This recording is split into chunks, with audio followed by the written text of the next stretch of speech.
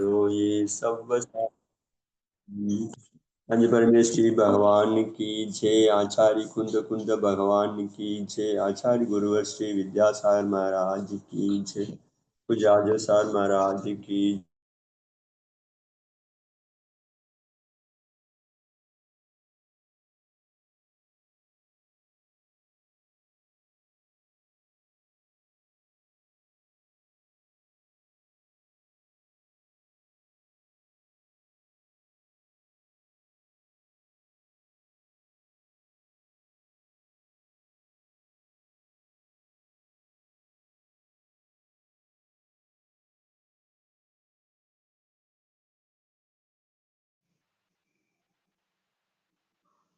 Voice வரல G.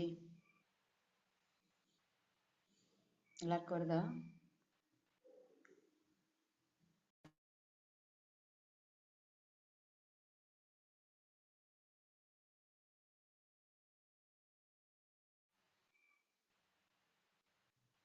Voice வரல G.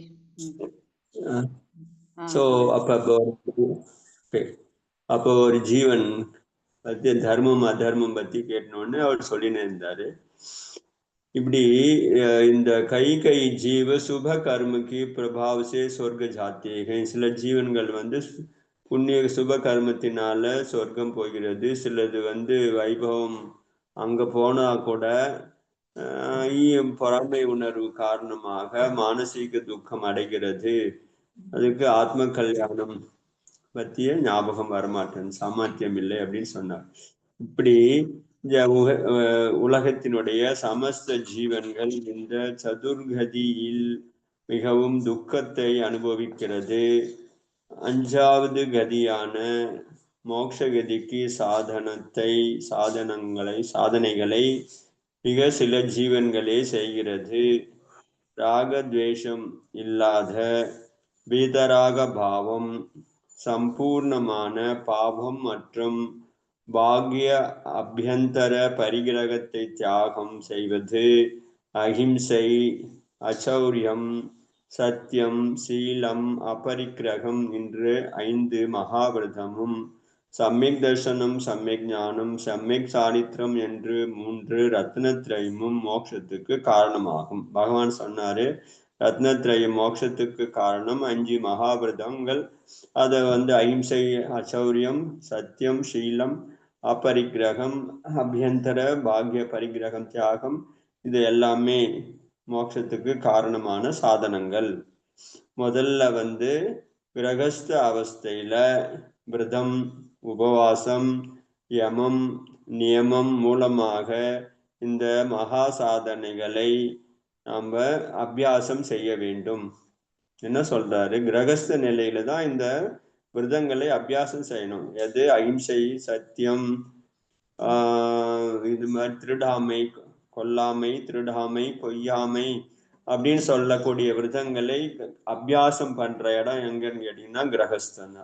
So அதனால இல்லறத்துல இருந்துன்னு இது மாதிரி விரதங்களையும் உபவாசத்தையும் நியமங்களையும் யார் கடைபிடிக்கிறாங்களோ, சாதனை செய்கிறார்களோ, அவர்கள் தான் கொஞ்சம் மேல போய் இந்த கிரகஸ்தை தியாகம் செய்து நியமங்களை செய்து அப்புறம் மகாவிரதத்தை எடுத்து சாதனை பண்ணுவார்கள். அதனால கிரகஸ்தருக்கு பாந்தி நியம் வேணும்.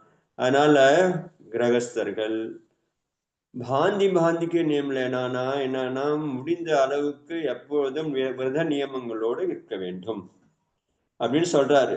நல்லா நோதுல கேளுங்க. பகவான் சொல்லியிருக்கிறாரு. அங்க சொல்றாரு தசானனுக்கு, இங்க சொல்றாரு நம்மளுக்கு. இவர் ஆச்சாரியர் கிரகஸ்த நிலையில விரதம் இல்லாமலே இருக்கக்கூடாது. எல்லா விரதமும் எவ்வளவு முடியுமோ அவங்களால இருந்து பழக்கம் பண்ணினே இருக்கணும். நியமங்களை எடுத்து கடைபிடிச்சுன்னே இருக்கணும். அப்பதான் நீங்க ஒரு நாள் மகாவிருதி ஆக முடியும் பரிபூர்ணமாக. அதுவும் என்ன விரதங்களை எடுக்கிறீர்களோ அதை நிர்தோஷமாக கடைபிடிக்கணும்னு சொல்றாரு. பகவான் சொல்றாரு இது. அதனால நம்ம விரதம்னாலே தூரம் ஓடி போயிடுறோம். ஐயோ என்னால் முடியாது, எனக்கு முடியாது, என்னால முடியாது, இந்த வயசாகி போச்சு, என்னால் முடியாது இப்படின்னு சொல்லிட்டு விலகி போயிருந்தோம்னா என்னைக்கு உங்களுக்கு அது மாதிரி நிலைமை வரப்போகுது. அதனால கிரகஸ்த நிலையில தான் சாதனை பண்ணணும்னு சொல்றாரு. கிரகஸ்த நிலையில எவ்வளோ சாதனை பண்ணலாம். ஏன்னா நீங்க என்ன ஃபேன் அடியில் உட்காந்துக்கிறீங்க, என்ன வெயில் ஆகுது இதுவாகுது, ஒரு நியமம் எதுவும் ஒன்றும் கிடையாதுன்னு நினைக்கும் போது, தண்ணி குடிக்கிறது நினைக்கும் போது குடிக்கிறது ஒரு கண்ட்ரோலும் கிடையாது. எப்படி சொல்லுங்க? ஏன்னா அவ்வளோ என்ன வெயில்ல போய் நிற்கிறாங்க முனிவர்கள்லாம், அது மாதிரியா சாதனை பண்றீங்க? கிரகஸ்ல இருக்கிறீங்க, காலையில சாப்பிட்டீங்க, மறுபடியும் ஈவினிங் சாப்பிடலாம், அதுக்கப்புறம் நடுமத்தில் எதுவுமே நம்ம தண்ணி கூட வச்சு இல்லாம சாதனை பண்ணலாம் இல்ல? ஒரு சாதனையை பண்ண சொல்றாரு. அது மாதிரி உபவாசம் தான் இருக்க முடியல, அட்லீஸ்ட் இந்த மாதிரி நியமங்கள் கடைபிடிக்கிறது என்ன தப்பு இருக்கு சொல்லு? அதெல்லாம் பண்ணீங்கன்னா தான் உங்களால பின்னாடி இருக்க முடியும். ஆனா என்னால் முடியாது, எனக்கு முடியவே முடியாது, வயசாகி போச்சு, இப்படிலாம் சொல்லினே இருந்தோம்னா எங்க இருந்து நீங்க அந்த மாதிரி எல்லாம் ஆக போறீங்க? ஸோ அதனால பகவானே சொல்லிட்டாரு, இது கிரகஸ்தர்கள் அந்த விரதங்களை உன்னிப்போட கடைபிடிக்கணும். அப்பதான் அவங்க நிர்தோஷம் இல்லாமல் கடைபிடிக்கணும். அப்பதான் மேல போய் அவங்க விரதம் இருக்க முடியும். केवली भगवान की अमृत रूपी महा उपदेश श्रवण कर समीप बैठे हुए कुंभकर्ण उनसे जिज्ञासा की. ஸோ இதை கேட்டு பகவானுடைய அமிர்தமயமான உபதேசத்தை கேட்டு அங்க இருக்கக்கூடிய அமர்ந்திருக்கக்கூடிய கும்பகர்ணன் ஒரு கேள்வி கேட்கிறார் பகவான் கிட்ட. ஏ ஜினேந்திர தேவன், மை நியமம் ரூபமான நியமங்கள் பற்றி நான் அதிகமாக தெரிந்து கொள்ள விரும்புகிறேன். எனக்கு நீங்கள் உபதேசம் சொல்லுங்கள். நியமம்னா என்னது, அதை பத்தி எனக்கு உபதேசம் சொல்லுங்கள் அப்படின்னு சொல்றாரு. ஏன்னா கிரகஸ்தர்களுக்கு தான் முக்கியமா இங்க சொல்லியிருக்கிறார். இன்னும் முனிவர்களுக்கு வரல, கிரகஸ்தர் கேட்டதை. கிரகஸ்தர்கள் இங்க ஒரு பயிற்சி கூடமா எடுத்துக்கணும். விதங்களுக்கும் உபவாசம் முதலானதுக்கெல்லாம் என்ன இது இவர் பயிற்சி கூடம், இல்லற நிலை, போகம் அனுபவிக்கக்கூடிய ஸ்தானம் கிடையாது அப்படின்னு தெளிவாக சொல்லியிருக்கிறாரு. அதனால அந்த நியமம் பத்தி கொஞ்சம் சொல்லுங்க எனக்கு அப்படின்னு கும்பகர்ணன் கேட்கிறாரு. நியமமே யதார்த்தமே தபகிகை. அதனால அவர் சொல்றாரு, நியமம்னா வேற ஒண்ணும் கிடையாது, அதுவும் தபத்துக்கு ஈக்குவலா தான் இருக்குது. ஸோ நியமம் எடுக்கும் போது யதார்த்தமே அது தபமாகிறது. एवं नियम का पालन करने वाले तपस्वीகள். அதனால நியமத்தை கடைபிடிப்பவர்கள் கூட தபஸ்விகள். புரியல? அதனால தபம் பண்ண முடியலன்னா கூட பரல, நியமங்களை கடைபிடிச்சாலே தபஸ்வின்னு சொல்லிட்டாரு பகவான். நியமங்கள் தபத்துக்கு ஈக்குவலாக இருக்கிறது. जितना अधिक नियम धारण करे उतना ही उत्तम है. அதனால எவ்வளவு அதிகமான நியமங்களை கடைபிடிக்கிறீர்களோ அந்த அளவுக்கு நீங்கள் உத்தமமாக ஆகுவதற்கான சந்தர்ப்பம் இருக்கிறது.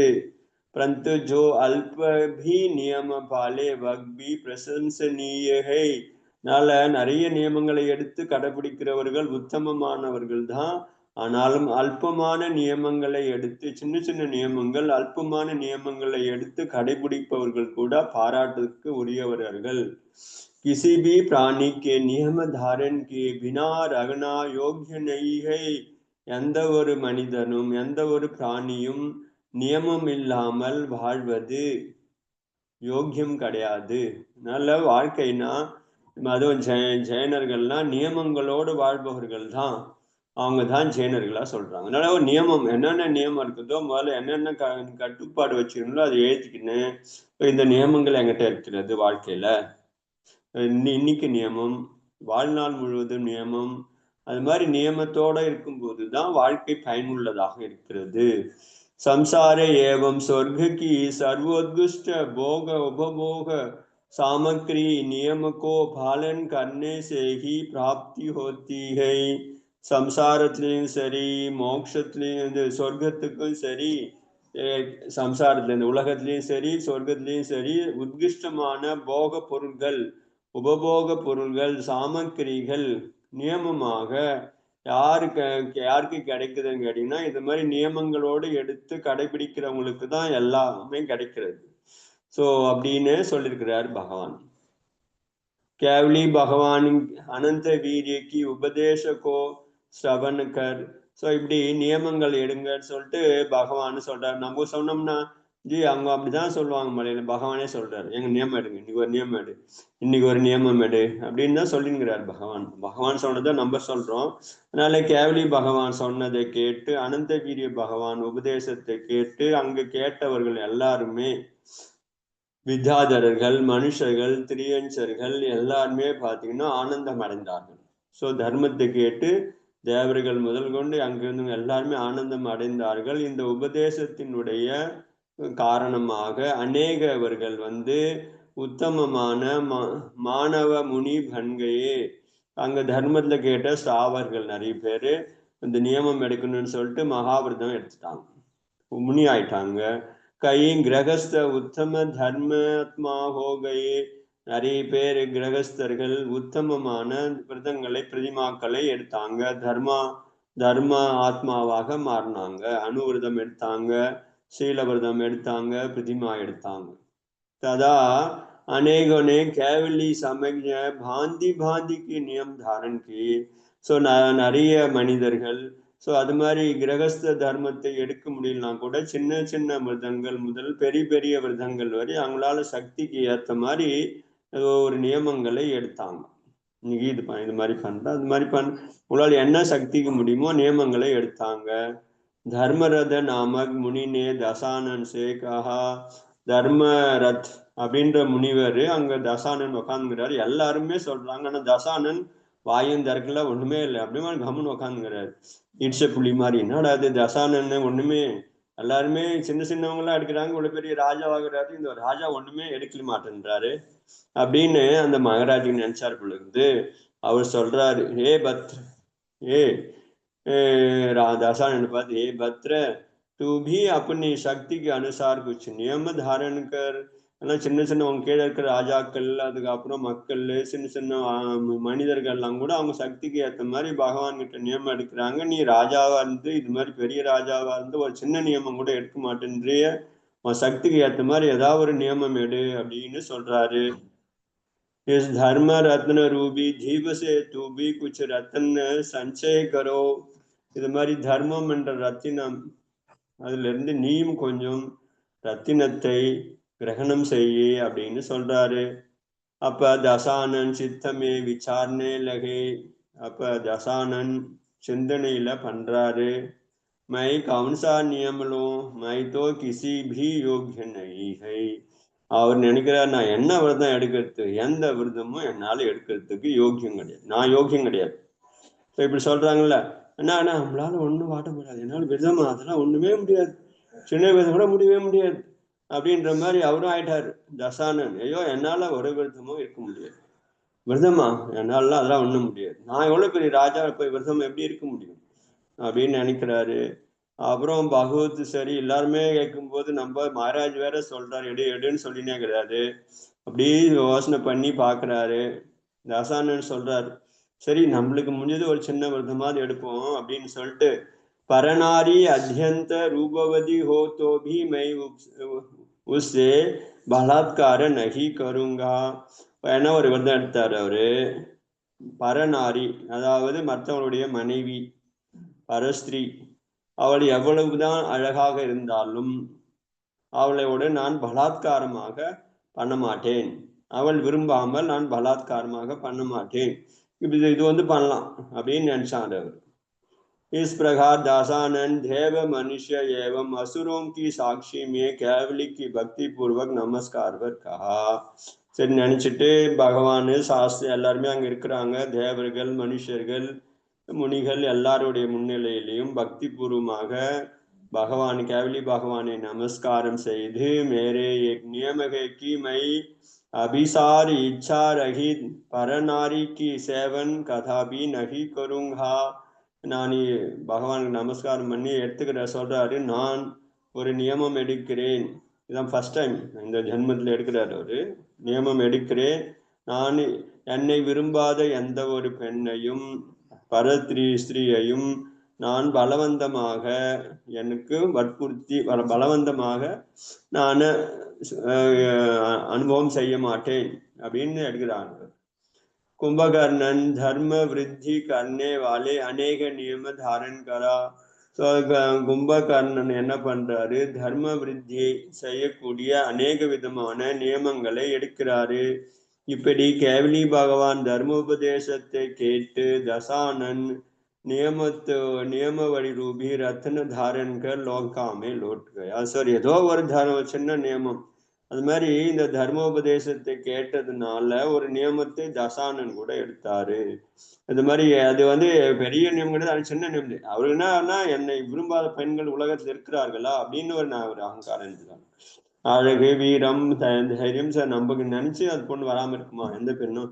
அது மாதிரி ஒரு ஆணவத்துல அவர் அது மாதிரி ஒரு நியமமே எடுத்தார். எடுத்துட்டு அவரு லங்கா திரும்பிட்டாரு. அதுக்கப்புறம் அடுத்த அதிகாரம், 8வது அதிகாரம். விஜயார்த்த பர்வதத்துல தக்ஷண ஸ்ரேணியில ஆதித்யபுரம் என்று சொல்லக்கூடிய ஒரு அழகான நகரம் இருந்தது. ஒரு சமயத்தில் அங்கு ராஜா பிரகலாதன் என்ற ராஜா ஆட்சி செய்து கொண்டிருந்தான். அவனுடைய ராணியின் பெயர் கேதுமதி. அந்த நாட்டு ராணியின் பேர் கேதுமதி. அவர்களுக்கு ஒரு மகன் பிறந்தான். அவன் மகன் பேர் வாயுகுமாரன் சொல்லலாம், அல்லது பவனஞ்சயன் அப்படின்னு சொல்றாங்க. ஸோ வாயுகுமாரனாலும் பவனஞ்சயன்னாலும் ரெண்டுமே ஒண்ணுதான். பவனஞ்சயனாலும் காற்றினுடைய மகன் அப்படின்னு ஆகுது, வாயுகுமாரனாலும் அப்படி ஆகுது. வாயுகுமாரர் யவன நிலையை அடையும் போது ராஜா பிரகலாதன் அவருக்கு தன் மகனுக்கு திருமணம் செய்ய வேண்டும் என்று கவலை வந்தது. பர்தக்ஷேத்திரத்தில் அப்பொழுது कुमुद्रकी दक्षिण पूर्व में तंती नामक पर्वत पर विद्याधर राजा மகேந்திரபுர நாமக் நகர பசாயா தா.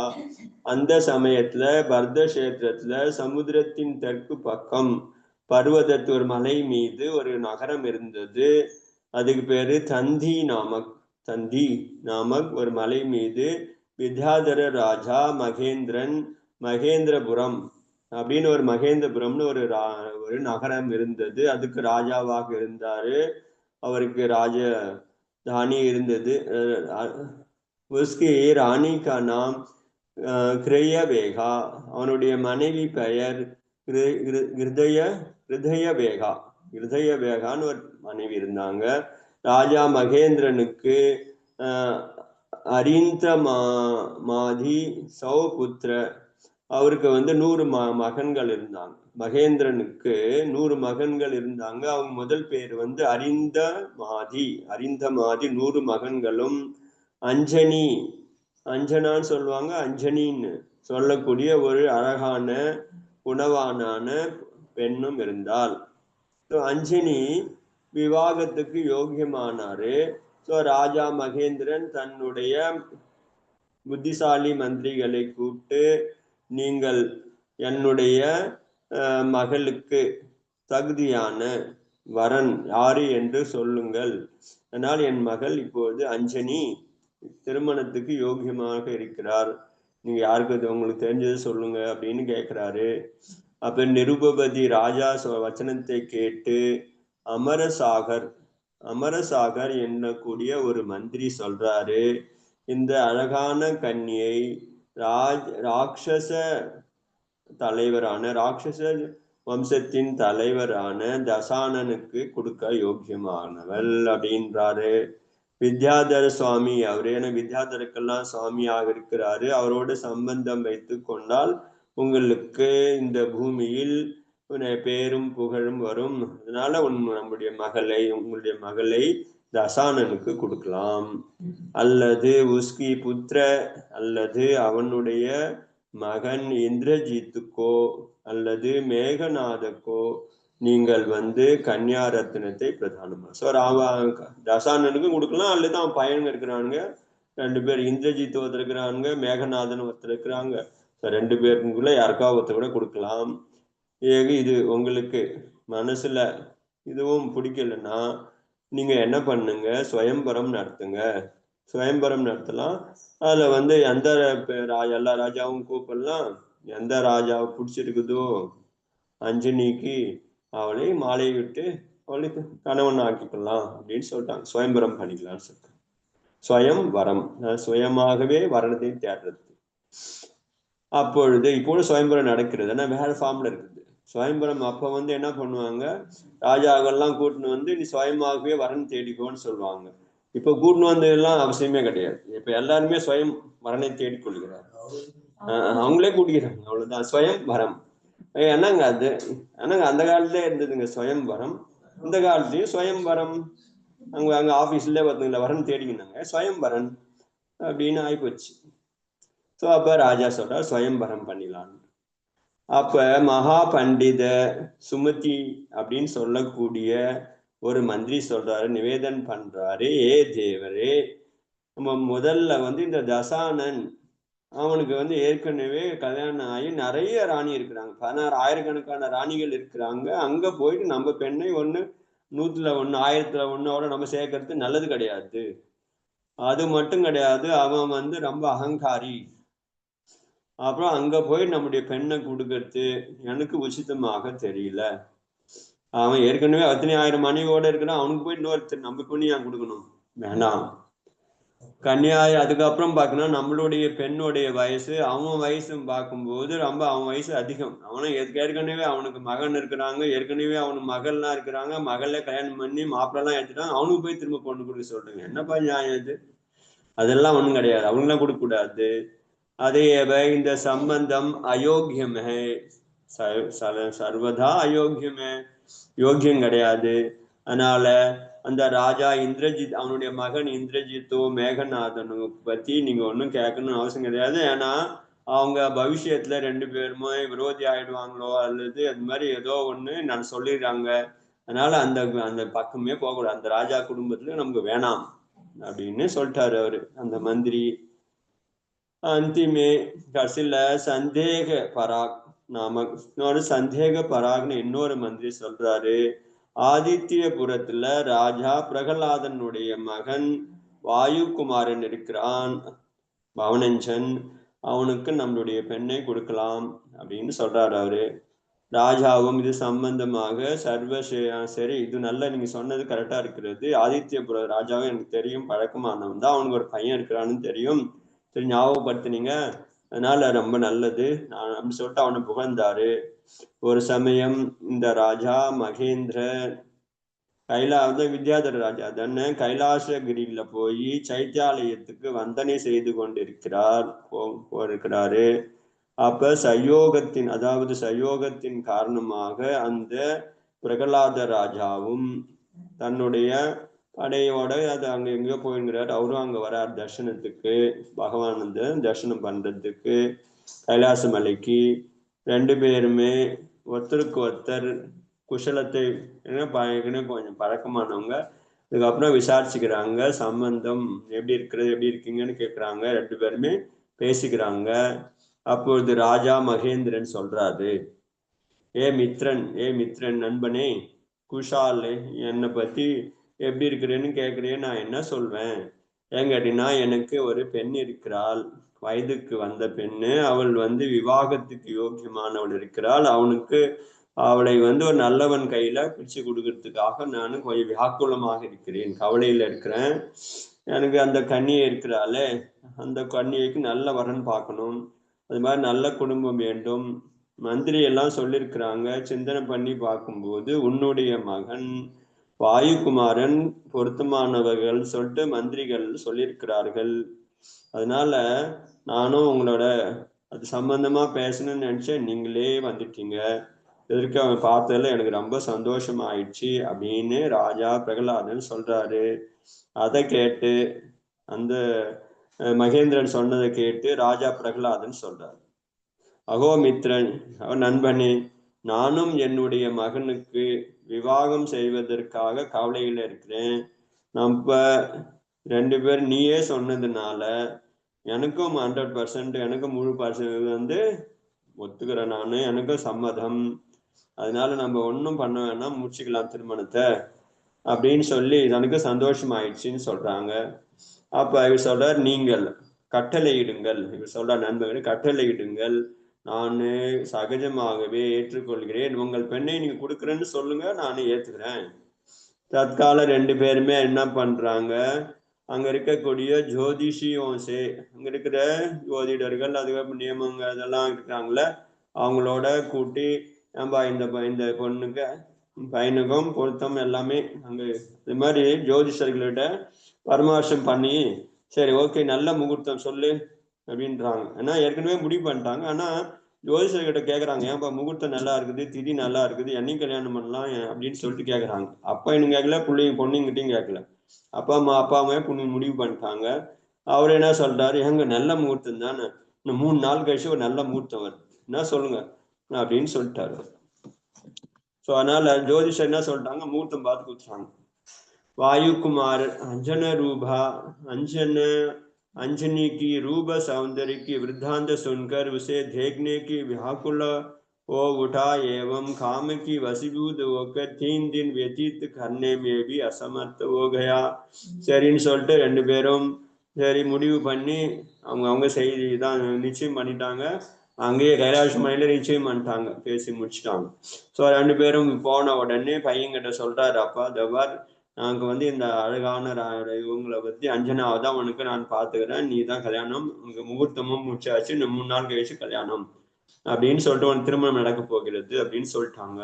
அது அவ்வளவுதான். அவருக்கு ஏற்கனவே அவரை பத்தி உடனே கேட்க ஆரம்பிச்சார், யார் அந்த அஞ்சனா, எப்படி இருப்பா, என்ன இருப்பான்னு சொல்லிட்டு மற்றவங்களோட கேட்க ஆரம்பிக்கும் போது அவளுடைய அழகை நிறைய பேர் வர்ணனை பண்றாங்க. பண்ண உடனே அவளை பார்க்க வேண்டும் அப்படின்னு அவனுக்கு உடனே ஒரே எண்ணம் வந்துச்சு, அப்படிப்பட்டவள் உடனே போய் பார்க்கணும்னு சொல்லி. அப்ப 3 நாள் தான் இருக்குது, கல்யாணம் பண்ண போறேன். இல்ல 3 நாள் கூட என்னால் பொறுக்க முடியாது, அசமர்த்த, நான் பார்க்க முடியாது அப்படின்னு மனசுல சிந்தனை பண்ணா. அவனுடைய அந்த அந்த பெண்ணை, அதாவது இந்த காலம் மாதிரி போன் எல்லாம் இருந்துச்சுன்னா உடனே பேசிட்டு இருப்பாங்க, ஏப்பா நான் இப்படின்னு சொல்லிட்டு, போனும் கிடையாது ஒண்ணும் கிடையாது, என்ன பண்றது, போய் பார்த்துடணும் போயிட்டு அப்படின்னு நினைக்கிறாங்க. உடனே தன்னுடைய நண்பன் அவனுடைய அழகை வர்ணனை பண்றது உடனே கேட்டு அவனை உடனே பார்த்தே ஆகணும் அப்படின்னு நினைச்சிட்டு அவன் ரொம்ப ஆக்குலம் அடைகிறான். அப்ப அவனுடைய நண்பன் கிட்ட பாக்குறான். ஸோ நண்பன் ஒருத்தன் இருக்கிறான் அவனுக்கு, அவன்கிட்ட போய் அவனை கூப்பிட்டு அவங்ககிட்ட இது மாதிரி ஒரு வழி சொல்றதுக்கு வழி கேட்கறான். நிச்சயக்கர் அப்பனி, அவன் பேர் பிரகஸ்தன் சொல்லக்கூடியவனை கூப்பிட்டு சொல்றாரு, நண்பனே, எனக்கு இப்பொழுது ஒரு கஷ்டம் இருக்கிறது, நான் யாரிடம் சொல்வேன்? இப்ப மக்கள் தன்னுடைய கஷ்டத்தை ராஜா கிட்ட சொல்லுவாங்க, சிஷ்யன் தன்னுடைய கஷ்டத்தை குரு கிட்ட சொல்லுவாங்க, மனைவி தன்னுடைய கஷ்டத்தை கணவனிடம் சொல்வார், அதுக்கப்புறம் குழந்தை அம்மா கிட்ட சொல்லுவாங்க. நான் இதுல எதுலுமே நான் வரல, அதனால நான் உங்ககிட்ட சொல்றேன் அப்படின்னு ஒரு பூமிகா போடுறாரு. இது கேட்டு என்னாச்சு சொல்லு, என்ன உனக்கு என்ன கஷ்டம் வந்துடுச்சு அப்படின்னு அவர் கேட்குறாரு. வேற ஒன்றும் கிடையாது, என்னோட ஏதோ பண்ண திருமணம் பண்ணிட்டு அது மாதிரி நிச்சயம் பண்ணிட்டு வந்துக்கிறாங்க, அந்த பெண்ணை நான் உடனே பார்க்கணும் அப்படின்னு நினைக்கிறேன், போய் எப்படி பார்க்கறது, என்ன பண்றது, எப்படி போறது அப்படின்னு கேட்குறாரு. வாயுகுமாரன் கஹா மித்ர ஜப்சே மைனேரா, அவருடைய அழகை, அவருடைய பெண்ணினுடைய அழகை கேட்டதிலிருந்து எனக்கு ஒரே தலையெல்லாம் பித்தாகி போச்சு, நான் உடனே போய் பார்க்கணும், எல்லாம் எனக்கு தலை மேல பித்து ஏறி போச்சு, நான் பைத்தியமே ஆயிடும் பழகுது, அவ்வளோ கவலையாக இருக்கிறது, சீக்கிரம் நான் பார்க்கறதுக்கு ஏற்பாடு எப்படி பண்றது அப்படின்னு கேட்கிறாரு. ஸோ தோனோ மித்திரர்கள் ராத்திரி மேசையில் ஒன்றும் கிடையாது, நம்ம போயிட்டு அவை பார்த்துட்டு நம்ம வந்துடுவோம், வேற ஒன்றும் பண்றது கிடையாது, இப்படி இருக்கிறான் இப்படிதான் இருக்கிறான்னு சொல்றாங்க, அப்படி இருக்க முடியுமா அப்படின்னுறாங்க. ஸோ உடனே அன்னைக்கு ராத்திரியே 2 பேருமே ஒரு விமானம், 2 வித்யார்த்தர்கள் விமானத்தின் மேல் உட்காந்து அந்த நாட்டுக்கு போறாங்க. அந்த நாட்டுக்கு போய் வாயு மார்க்கத்துல போய் மகேந்திரபுரத்தை அடைகிறாங்க. அங்க விமானத்தை ஒரு மறைவான இடத்துல நிறுத்திட்டு அஞ்சனாவினுடைய அந்த மகளுக்கு போறாங்க. அப்படியே ஆகாயத்துல போறாங்க. போயிட்டு அங்க போய் அந்த அஞ்சனை எங்க அவருடைய சாய்நாயன் அறை தூங்கக்கூடிய இடத்துக்கு போய் பக்கத்துல போய் எங்க ஒழிஞ்சுக்கினாங்க. ஸோ ஒழிஞ்சுக்கின உடனே அப்பொழுது அங்க அங்க நல்ல பிரகாசமா இருக்குது, அதனால போய் எங்க போய் ஒழிஞ்சுக்கிறாங்க, யாருக்குமே தெரியாம 2 பேரும். அப்போ வரட்டும் அவ பார்க்கலாம் அப்படின்னு. அப்பொழுது அவள் வருகிறாள். வாயுகுமாரன் அஞ்சனையினுடைய ரூபத்தையும் அழகையும் நேரா கேட்டது எப்படி கேட்டானோ அப்படியே அவள் இருப்பதை பார்த்து வச்சக்கண் எடுக்காம பார்த்துனே இருக்கிறான். அப்பொழுது அங்கு அவள் அஞ்சனையினுடைய தோழியும் வருகிறாள். ஸோ வசந்த திலகான் அவளுடைய பேரு. அவளும் அங்க சொல்றாரு, 2 பேரும் பேச ஆரம்பிச்சிடுறாங்க. இது மாதிரி உனக்கு நிச்சயதார்த்தம் ஆயிடுச்சு தெரியுமா? உனக்கு தெரியுமே, இப்படி ஆடுமா? அவன் வாயுகுமாரன் ஒருத்தர் சொல்லிட்டு உனக்கு திருமணம் பண்ண வச்சிருக்கிறாங்க. அவன் அழகுலையும் அதுக்கப்புறம் இதுலயும் ரொம்ப கெட்டி, ரொம்ப அழகா இருப்பான், சக்திசாலி அப்படின்னு சொல்லிட்டு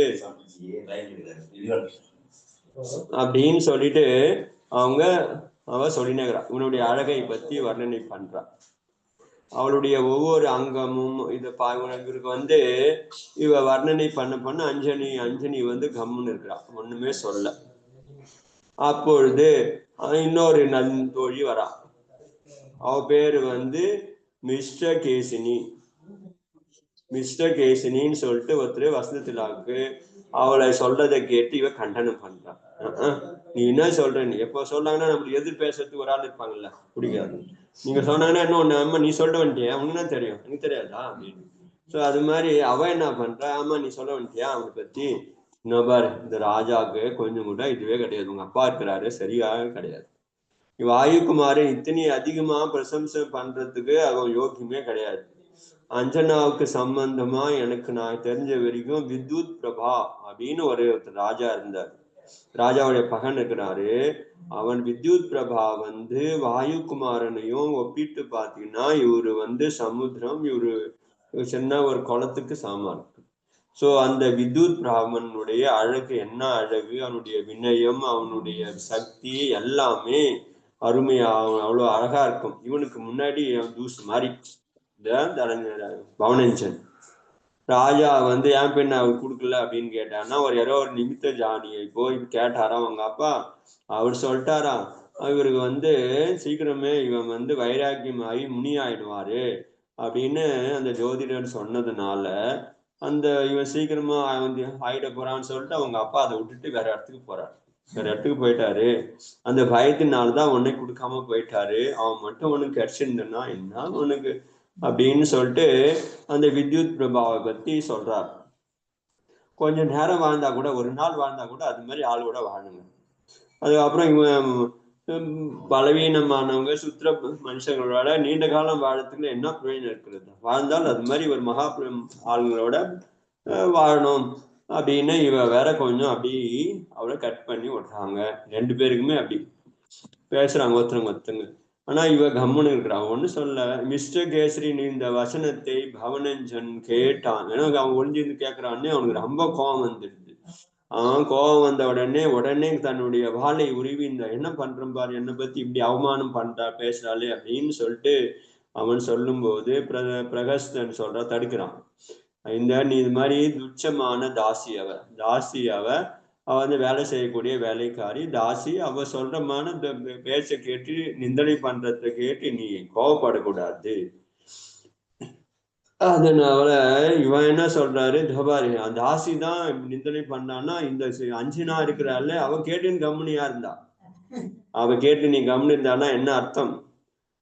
ஜாது ஓத்தாக. இதனால என்ன தெரியுதுன்னா, அஞ்சனாவுக்கும் வித்யுத் பிரபாவனுக்கு திருமணம் செய்து கொள்ள வேண்டும் என்ற எண்ணம் இருந்திருக்கிறது.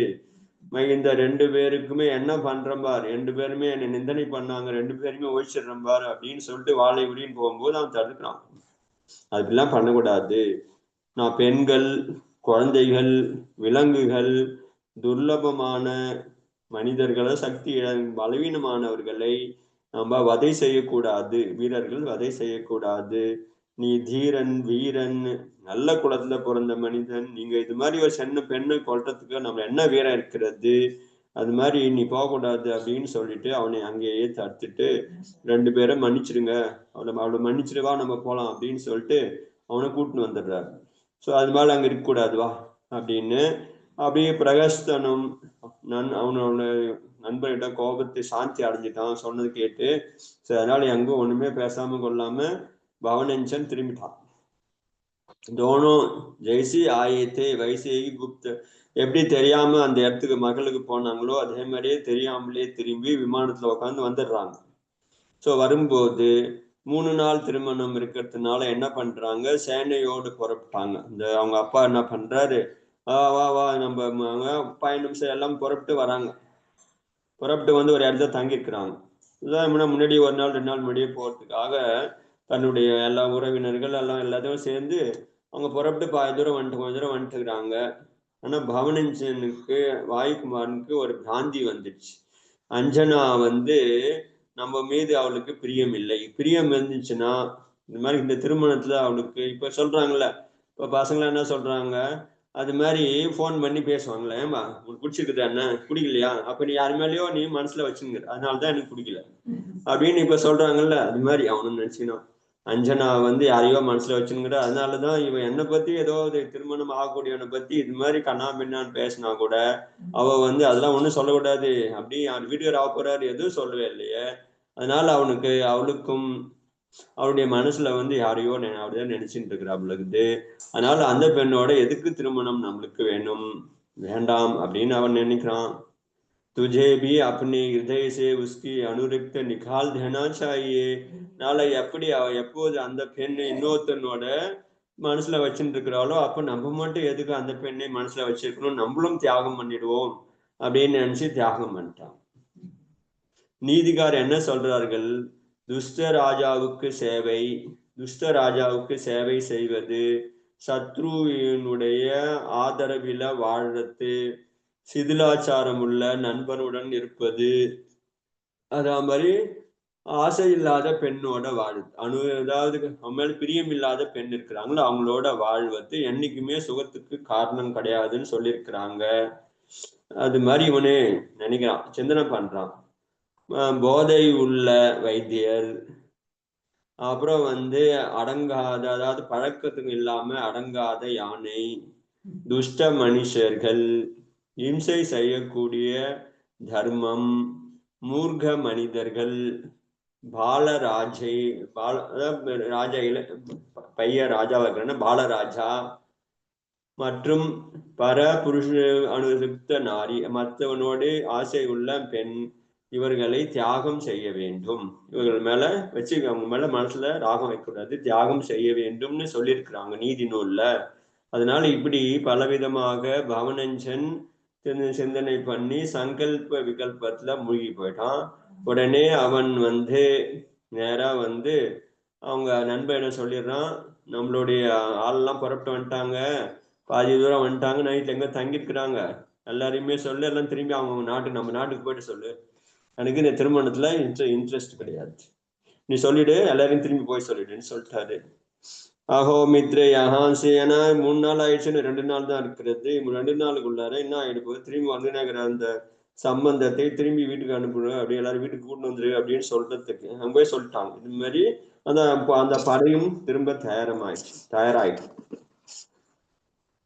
சோ உசே ஸ்பர்ஷ கர்த்தோ ரஹ்னா பவனிபி, அவன் சொல்றாங்க, தவறுங்க, அந்த அஞ்சனாவினுடைய உடல் மீது பட்ட காற்று என் மேல பட்டாலே எனக்கு எரியுது அப்படின்றாங்க. நாடா இது, இப்படிதான் பார்க்கணும்னு சொல்லிட்டு போனவன் இப்ப போயிட்டேன்னு அப்படி ஆயிட்டான், ஒரே செகண்ட் தான். அது மாதிரி கொஞ்ச நேரத்துல பாருங்க, அந்த அஞ்சனாவின் மீது பட்ட காற்று கூட என் கூட படை மேல படக்கூடாது.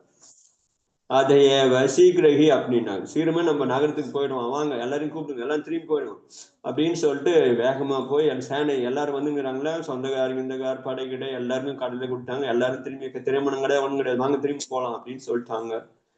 இப்படி பிரகஸ்தகி ஆதேச சேனா புனரா ராக கமனிக்கு புத்தியத், இது மாதிரி நண்பன் போய் சொல்லி எல்லாருமே திருமணம் கிடையாதுங்க, எல்லாம் திரும்பிடலாம் வாங்கன்னு சொல்லிட்டு எல்லாம் நாடு திரும்பி புறப்பட்டு போறாங்க. இந்த விஷயம் வந்து இந்த பராத், இந்த திருமண ஊர்வலமா வந்தது காரணம் இல்லாமலேயே நிறுத்தப்பட்டு திரும்பி போகிறது அப்படின்ற செய்தி அந்த நாட்டு அஞ்சனா அவங்க தந்தை எல்லாருக்கும் போய் சேருது. அஞ்சனைக்கு ரொம்ப துக்கம் ஆகி போச்சு. என்னடா இது, ஒரு வரன் வந்தாரு, மனமே சிந்தனை பண்ணா, ஐயோ நான் எவ்வளவு புண்ணிய உதயத்தை ஹீனமாக இருக்கிறேன், எனக்கு இது மாதிரி ஒரு நல்ல வரன் கிடைப்பதாக இருந்தது, அதுவும் பாயிட்டுனா இல்லாமல் போய்விட்டது, இதனால என்னுடைய அபராதம் என்னன்னு தெரியல. ஆனா ராத்திரி இவ பேசினாலே அந்த மிஸ்டர் கேஸ்ரி அந்த போய் ஏதாவது உபகாசம் பண்ணாத கிண்டல் படிச்சாவ, உண்மை கூட சொல்லாவ கிண்டல் அடிக்கிறான். ஒண்ணும் கிடையாது அவங்க வீட்டுக்காரன் அப்படின்னு சொல்லிட்டு ஒருத்தவ புகழ்ந்தா இன்னொருத்தவ வந்து அவரை பத்தி கிண்டல் தான் அடிச்சாவ. ஆனா இது எப்படியாவது அவங்க காதுல போய் விழுந்துச்சா என்ன, யாருனாவது ஒற்றர்கள் மூலமா செய்தி கேட்டு அப்படி போயிடுச்சானா என்ன, அது ஒண்ணுமே புரியலையே அப்படின்னு நினைச்சாவ. அப்படி நினைச்சிட்டு அவ ஒரு இது எடுக்கிறான். இந்த பெண் இருக்கிறாள், இது மாதிரி பெண்களுக்கு நம்ம வந்து நம்மளுக்கு கெடுக்கிறதுனே இருக்குங்க இது மாதிரி அப்படின்னு அந்த நான் தோழியை வேற சொல்றான். இப்படி திருமணத்துக்காக வந்தவர் எதுக்காக கோவப்பட்டுன்னு எல்லாமே படை திரும்பி போகுது, அந்த இதுவே திரும்பி போகுது. பாக்கியஹீனமான நான் என்ன பண்ண போறேன், கல்யாணம் ஆச்சுன்னா அவனோட திரும்பி வந்தாதான் கல்யாணம் ஆண்டு உயிரோடு இருப்பேன், இல்லைன்னா நான் இறந்து போட போறேன் அப்படின்னு சொல்லிட்டு நிராகாரம், அதாவது ஆகாரம் எதுவுமே நான் சாப்பிட போறது கிடையாது. கல்யாணம் நடந்துச்சுன்னா ஓகே, இல்லைன்னா நானும் உபாசம் கண்டினியூவா உபாசமாக இருந்து நானும் தியாகம் பண்ணிடுவேன் உயிரை அப்படின்னு அவளும் சங்கல்பம் பண்றாரு. உடனே இதை தெரிஞ்சு இந்த மாதிரி பெண்ணு வந்து கல்யாணம் நின்று போச்சுன்னு சாப்பிட மாட்டேன்றாலாம் அப்படின்னு சாப்பிட மாட்டான்னு சொல்றான்னு சொல்லிட்டு தோழி வந்து அப்பா கிட்ட போய் சொல்றாங்க. ஸோ மகேந்திரன் அவனுக்கும் ரொம்ப இதுவாயிடுச்சு, வருத்தமாயிடுச்சு. என்னது அது, நம்மளுடைய வந்தவங்க ஏன் காரணமே இல்லாம ஏன் திரும்பி போறாங்க அப்படின்னு தன்னுடைய மந்திரிகளை எல்லாரையும் கூட்டுக்கின்னு ராஜா பிரகலாதனை போய் பார்க்கறாரு. அங்க சம்மந்தியா இருக்கிறாரு. அவர் போய் பார்த்து வினயபூர்வமா சொல்றாங்க, ஏ தேவ, காரணம் இல்லாமலே வந்த ஊர்வலம் எதுக்காக திரும்பி போகிறது, எங்களுமே ஏதாவது தவறு இருக்கிறதா, பவனன்சுக்கு நிகட கையே உஸ்மே. உடனே அவரும் எனக்கு ஒன்றும் புரியல, நானும் போய் கேட்கிறேன்னு சொல்லிட்டு தந்தையும் பவனன்சன் கிட்ட போய் எதுக்காக நீ திரும்பணும்னு சொல்லிட்டு சொல்ற, எதுக்காக எனக்கு பிடிக்கலன்னு சொல்ற, காரணம் சொல்லு அப்படின்னு கேக்குறாங்க.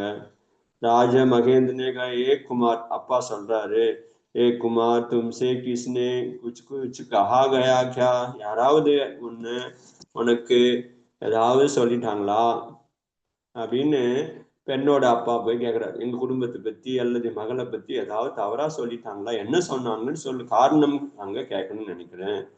அல்லது यदि मेरा अथवा तुम्हारे पिता के वचन दोष युक्त हो तो भी तुम्हें ही सिरोक्त करना योग्य है.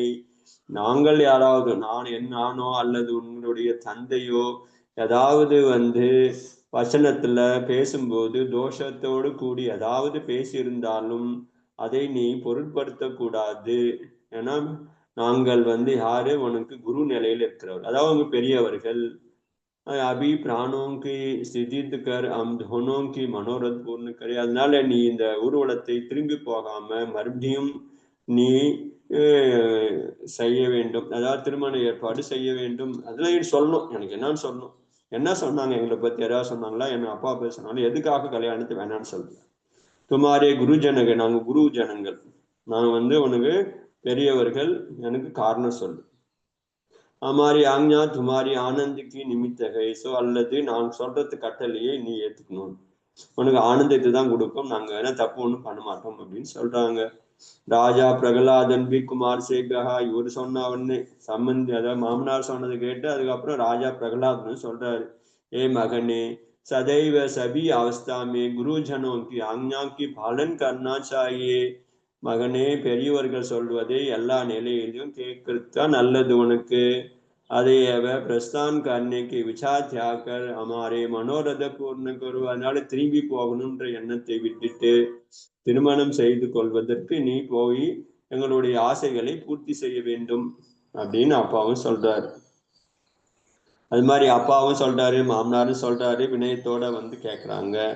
குமாரன் தானே அவர் வந்து பவனஞ்சன் पिता की समर्थन सहित राजा महेंद्र की विनम्र वचन सुनकर प्रत्यागमन का विचार त्याग दिया और उसने चित्त में निश्चय किया, अंजना की को वरने के फिर उसे त्याग दूं ताकि जीवन पर्यंत घोर दुख सहे. சரி, என்ன பண்றது, அப்பாவும் கேட்குறாரு, இவங்களும் கேட்குறாங்க, இவங்க பண்ண தப்பு ஒன்றும் கிடையாது, அதனால சரி வா திருமணம் செய்து கொண்டு நான் தண்டனை கொடுக்கணும் அவளுக்கு. ஸோ அவளை திருமணம் செய்து கொண்டதுக்கு அப்புறம் தியாகம் செய்திடணும். நீ தியாகம் பண்ணியாச்சு, நீ நானும் சம்பந்தம் கிடையாது அப்படின்னு சொன்னாதான் அவளுக்கு அது மாதிரி அந்த கஷ்டம் வரணும்.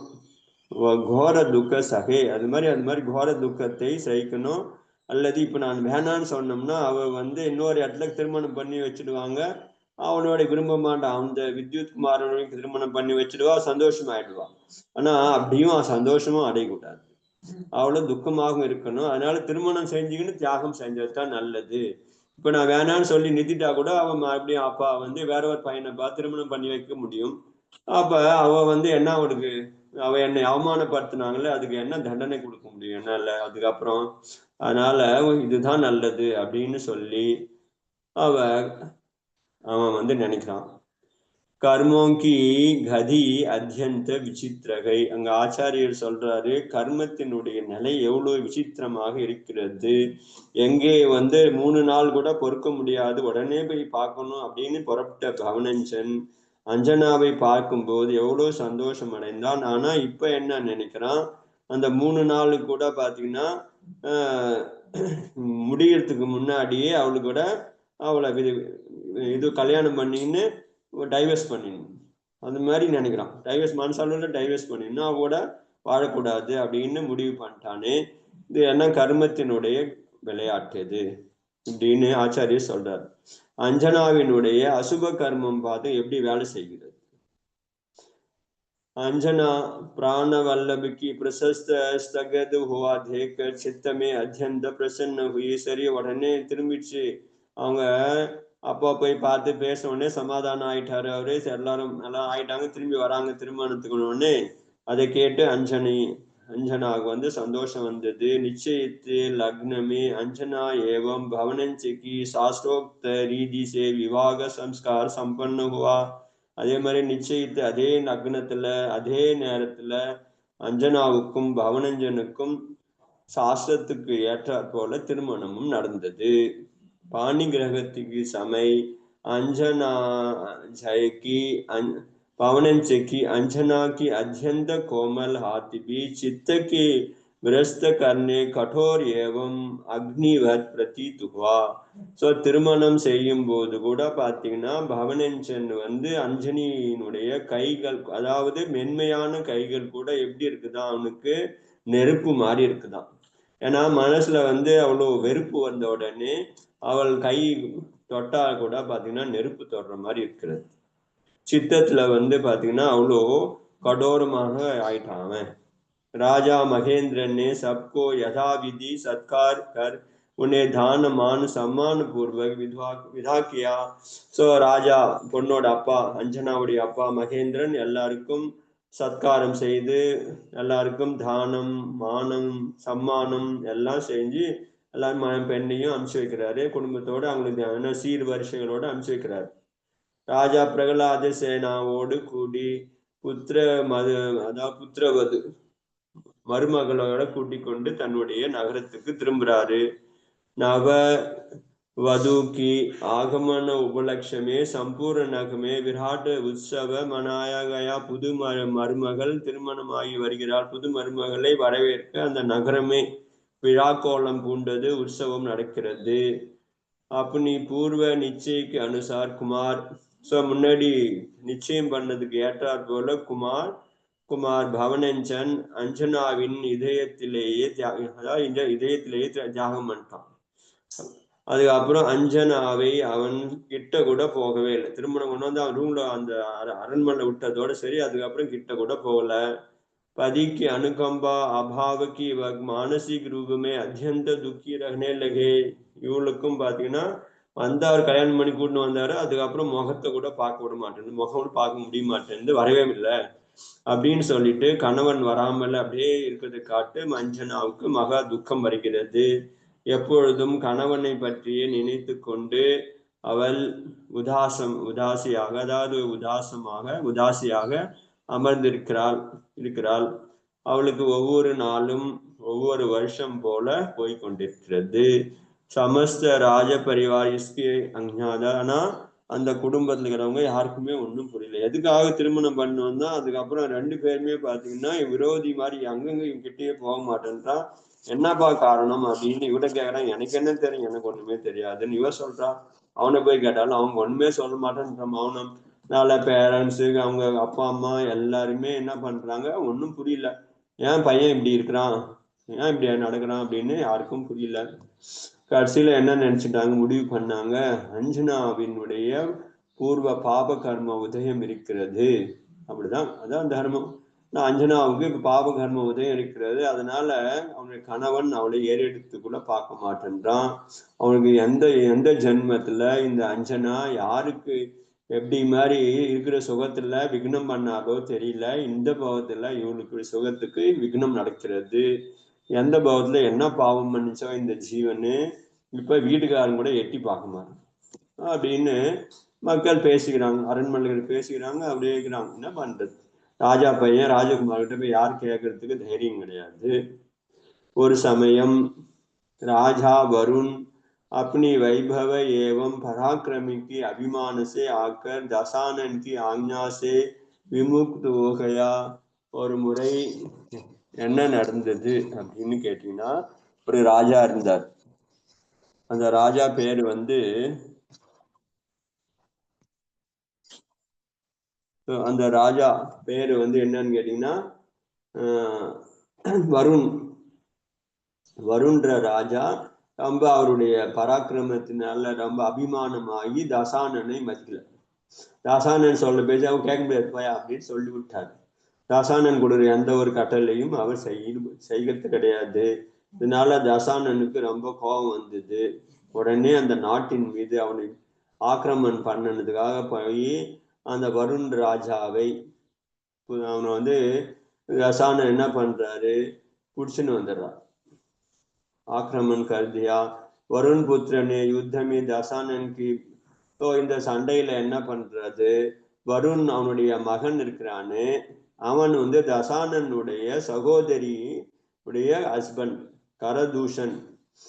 அவனைய என்ன பண்றாங்க, அவனை கட்டி எடுத்துன்னு போய் ஜெயில வச்சிடறான். அவன் கட்டி போய் எடுத்துன்னு போயிடுறான். என்ன ஆச்சு, தசானனுக்கு சண்டையில நம்மளுடைய தங்கச்சி வீட்டுக்காரனை இவன் கடத்தி ஏதாவது பிடிச்சி எடுத்துன்னு போய் ஜெயில எடுத்துன்னு போயிட்டான். அவன் இந்த ராஜாவோட பையன் அப்படின்னு கிட்னாப் பண்ணி எடுத்துன்னு போயிட்டான், அல்லது பிடிச்சி எடுத்துன்னு போயிட்டான், கைது பண்ணி எடுத்துன்னு போயிட்டான்னு சொன்ன உடனே தசானன் சண்டையை நிறுத்துறாரு. யோசனை பண்ணி பாக்குறாரு, இப்ப வந்து கண்டிப்பாக நான் இந்த நாட்டை பிடிச்சாலோ அல்லது நிசந்தேகமாக இவனை வருணை நான் வந்து ஏதாவது தண்டனை கொடுத்தாலும் அது கரதூஷனுக்கு அவன் கொன்று விடுவான். ஸோ இப்போ எப்படி கிட்னாப் பண்ணி இட்டுன்னு போறாங்களோ அது மாதிரி இட்டுன்னு போயிடும். இதோ எங்க நாட்டு மேல சண்டை பண்ண எங்க அப்பாவுக்கு ஏதாவது ஆச்சுன்னா அவனுடைய தங்கச்சி வீட்டுக்கார நான் விட மாட்டேன், கொண்டு விடுவேன் அப்படின்னு வேற அவன் வேற ஒரு இது சொல்லியிருக்கிறான். இதனால தசானனுக்கு ஒன்றும் புரியல. மந்திரிகளோட கேட்குறான், என்னப்பா சண்டை நடக்க தொடரலாமா வேணாமான்னு. அவங்க எல்லாம் சொல்றாங்க, நீ இப்போ கொஞ்சம் யோசனை பண்ணி பண்ணுங்க, ஏன்னா உங்களுடைய தங்கச்சி வீட்டுக்காரனே அவன் கொன்னாங்கன்னு கொண்டுடுவான்.